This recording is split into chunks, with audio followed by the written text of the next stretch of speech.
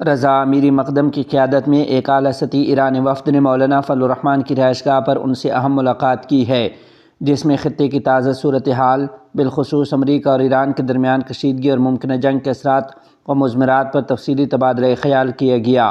ترجمان جمعیت علماء اسلام کے مطابق ملاقات میں باہمی دلچسپی کے متعدد امور زیر بحث آئے۔ اس موقع پر ایرانی سفیر نے امریکہ ایران تنازع پر مولانا فضل الرحمن کے دو ٹوک اور جاندار موقف کو سراہتے ہوئے کہا کہ ایرانی قوم اس موقف پر ان کی شکر گزار ہے اور پاکستانی عوام اور علماء کی حمایت قابل تحسین ہے۔ مولانا فضل الرحمن نے گفتگو کرتے ہوئے کہا کہ امریکہ اور ایران کے درمیان مذاکرات کے لیے پاکستان کی میزبانی ایک اعزاز کی بات ہے، اور امید ظاہر کی کہ جنگ بندی کی راہ ہموار ہوگی اور خطے میں مستقل امن قائم ہوگا۔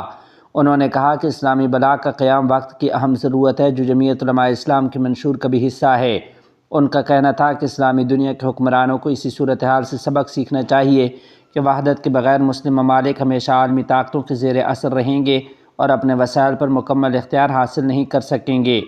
انہوں نے زور دیا کہ اسلامی ممالک کی خود مختاری کا احترام ناگزیر ہے اور امت مسلمہ کو مشترکہ حکمت عملی کے ذریعے درپیش مسائل حل کرنے ہوں گے۔ مولانا فضل الرحمن نے ارض مقدس کی آزادی کو مسلم امہ کی اولین ترجیح قرار دیتے ہوئے کہا کہ قبلہ اول بیت المقدس کا تحفظ اور اسے ناجائز ریاست کے ناجائز قبضے سے آزاد کرانا ہر مسلمان کی ذمہ داری ہے۔ اس موقع پر ایرانی سفیر نے مولانا فضل الرحمن کے موقف کی مکمل تائید کرتے ہوئے امریکی جارحیت کے مقابلے میں جمعیت علماء اسلام اور پاکستانی عوام کی جانب سے ایران کی حمایت پر ان کا شکریہ ادا کیا۔ ملاقات میں مولانا عبدالغفور حیدری، کامران مرتضیٰ، اسلم غوری، اسجد محمود اور ابرار احمد سمیت دیگر رہنما بھی شریک تھے۔